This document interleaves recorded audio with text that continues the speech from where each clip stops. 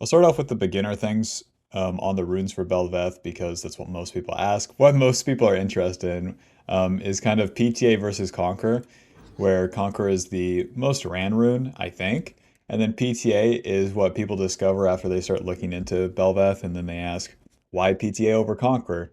So, what PTA offers is whenever you hit them 3 times with autos, then you deal bonus damage and then continue to deal bonus damage for 6 seconds. With a lot of champions, it's kind of hard for them to capitalize on dealing the extra damage for 6 seconds, but with Belveth, all your burst is going to happen very, very quickly.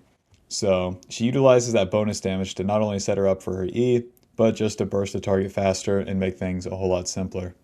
And then with Conqueror, what it gives you is Adaptive Force that stacks up, and then when fully stacked up, it heals you. And pretty similar to PTA, it's very easy to proc on Belveth since you have so many instances of your damage. You could press just the E and have the Conqueror fully stacked in no time. But what Conqueror doesn't give you is one entire purpose. PTA's entire purpose, deal more damage to that target that you're hitting. What Conqueror does is give you AD and it gives you HP. So when is that more useful than PTA? Well, if PTA is insta-killing the target, then why would you run Conqueror? And then if you're not insta-killing the target with PTA, then why wouldn't you run Conquer? So I would say if you don't kill the target in one rotation, and then you stay on top of them with your passive as Belveth, that would be the time in which you would run Conqueror. Some matchups that come to mind are champions like Jarvan, Rek'Sai. It's usually top lane champions because they're so outrageously tanky. Champions like Darius, and then even support champions like Nautilus. But what you also have to consider, even if you're in those matchups, is are you just going to gank their lanes? Are you going to avoid that champion entirely? And then maybe PTA is better. So I would say PTA is the easier one to use across the board because it simply does more damage whenever you hit the bad guy. It's really hard to beat that across most levels of play. Whereas Conqueror isn't bad, it's very useful, but isn't as useful as it should be, Isn't as useful to be ran every single time in every single circumstance. So that's like the beginner thing that I'm sure most people are looking for. But now I'm just going to talk about the Bel'veth Runes generally. So with their keystones, lethal tempo used to be viable until they changed the items. They changed Kraken Slayer. They changed her lifesteal build that used to be, say, Shield Bow as a mythic into different items like the Bloodthirster, like Bork. So that really eliminated the lethal tempo build for me for Belveth. I don't see any other build that you would really need this on. If you try to do this with Kraken Slayer, sure, you can get more DPS, but that's just not what this champion does. This champion bursts a target and then kills them. So lethal tempo is kind of out the door, whereas it used to be viable. I don't really see any viability in any of the other keystones here. Halo Blades comes to mind, but I've never used it, and also just why that over PTA? Why the domination tree over the precision tree? So that's where I really have trouble. So looking at the minor runes here in the precision tree, Triumph is going to be our only option. We can't really utilize Overheal because we don't have any excessive healing. We don't even really have lifesteal, so we can't really use that in the jungle. And Triumph is just really, really good. Comboing the Triumph healing with our passive to pick up the Coral just gives you effectively 400, 300 HP in a fight. Really hard to beat that. And then for the third rune here, all of these are viable on Belveth. But if you're a noob, just run Alacrity every single time. Every single time, don't even question it. But what if I need Legend Tenacity? I mean, you can run the Green Smite, but Legend Alacrity will make things a lot faster for us. And we need the speed, especially if you're making mistakes. Alacrity is something to fall back on, whereas Legend Tenacity isn't. Legend Tenacity kind of exacerbates if you're doing things right. Okay, so with Legend Alacrity, it's we can run the Green Smite if we need Tenacity. If the enemy is truly Maokai and Mumu, Ornn top, Syndra mid lane, and who has CC? Samira? Something like that. You could run Legend Tenacity, sure. And then Bloodline, I think, would be in matchups. I don't know. Bloodline also has fallen out of favor for me. because it gives you life steal, and then when fully stacked, it gives you 85 max HP. But by the time I've played the entire game, minutes 1 to 17, Bloodline isn't stacked, and I also can't really utilize the minor parts of it. Say, let's say I get 50 or 80 extra HP after a full clear. It's not going to make or break things, and especially if I was at full HP. But maybe I should try something like this, overheal on Bloodline, see how it feels. But it's just not what this champion does so much. It's more about getting somewhere fast and then doing it fast. So I find myself with Legend Alacrity more often than not. And then for the fourth row here, we're choosing how we get our percentage damage increase. We have deal more damage to targets that are low, or deal more damage when we are low. I see Last Stand ran a lot, and I don't think it's good on this champion at all. The champion very much is about the burst. So whenever you burst someone, you spend all your abilities, and then Belveth has very high DPS as well. Once you've spent all the Qs, your E, then it's just about your autos with the passive, and Coop is going to amp those as well. So I really like Coop for that reason, like kill the person I'm on top of. Whereas if you were to run Conquer with Last Stand, maybe there's something there. But this champion is not a traditional bruiser, so I don't think she uses Last Stand as well or as easily as other champions would, such as like J4, Lee Sin, etc., etc. She goes in to get a kill. She doesn't go in to start a fight. Okay, and then go back in. Once she's in, she's in.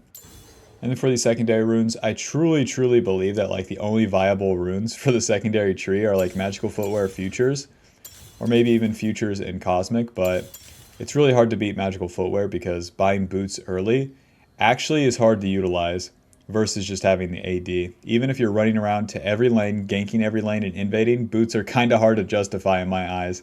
I've done every jungle path on this champ, like I know how it feels, and I can tell you that delaying the Kraken Slayer is really bad. It's such a cheap item, and that's like everything we're playing for. Once you get that Kraken Slayer, get a bunch of assists, you might as well get the boots at like say 8 minutes in a good game, a really good game when you're getting kills and assists, versus getting the boots on first recall. For what?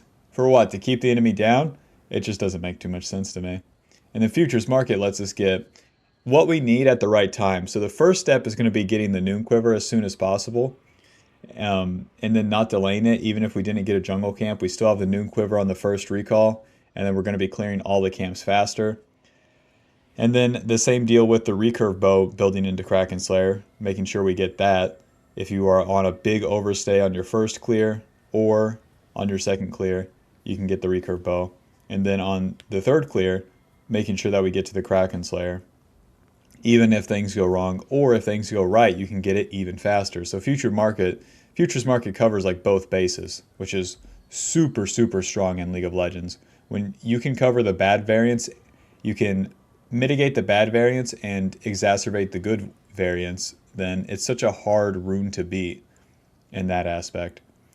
And then there's Cosmic Insight. Like Cosmic Insight is okay. Have I missed not having my flash up sooner or my ghost up sooner on Belveth? No.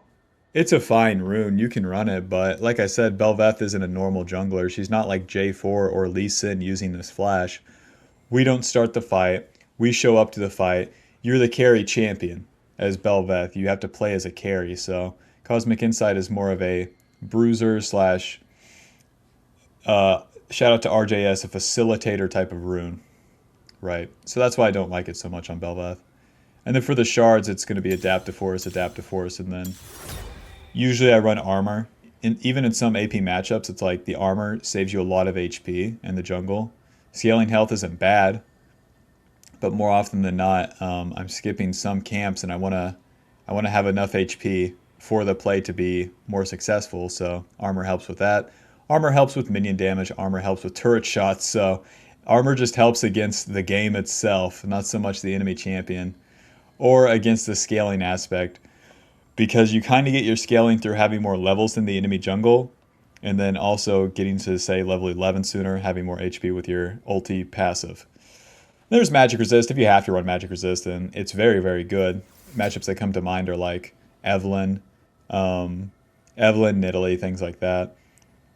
So for the rest of the secondary runes too, I don't see a whole lot of viability. Like, let's say if you wanted to run bone plating and then overgrowth for like more effective HP, to give up the Kraken Slayer with futures and then 300 gold save with free boots, good luck.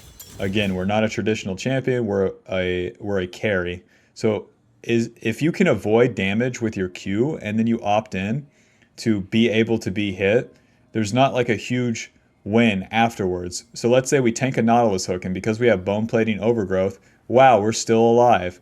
Let's say you spent your E, you're tanking 3 people, you're still alive, and then what? And then what? Do you Q in? Because you're going to deal like 200 damage with a Q auto onto a champion like Nautilus and his friends behind him. What's the point? There is none. There's no point to tank abilities like this. So the actual equation is don't get hit. You have 4 dashes. You can go over walls. Surely we don't need extra HP, right? Don't tell the EUS players this. With the sorcery tree, I also have never utilized this tree at all. Something like Nimbus Cloak Water Walking would come to mind, but again, just not what the champion does. This champion attacks lanes. Water Walking helps us fight for objectives and skirmish, not what we're doing. And then Nimbus Cloak helps us stay on someone when we flash on someone. Not a problem. We already got 3 dashes. It's covered. And then for the secondary rune tree, this is a pretty common secondary. Sudden Impact and Treasure Hunter. Sudden Impact damage is negligible. Like champions that really use this rune is like Fiddlesticks. When Fiddlesticks ulties, he gets like 150 damage from Sudden Impact. When Belveth goes in, she gets like 50 damage mid-game from Sudden Impact. Whereas early game, you might get 18 damage. It's nothing. It's useless. And then the rest of the Domination tree also, like, we're not an assassin champion that builds lethality, okay? We're not an assassin champion that builds lethality, so like, hey, this row of runes suck. Because like we can't utilize the AD comboed with our lethality to one-shot the enemy with like 2 ability cast, you know? It's not what Belveth does. And then Treasure Hunter is simply bad Futures Market. What we're trying to get with Futures Market is the early Noon Quiver and the early Kraken Slayer. That's it. Everything else is icing on top.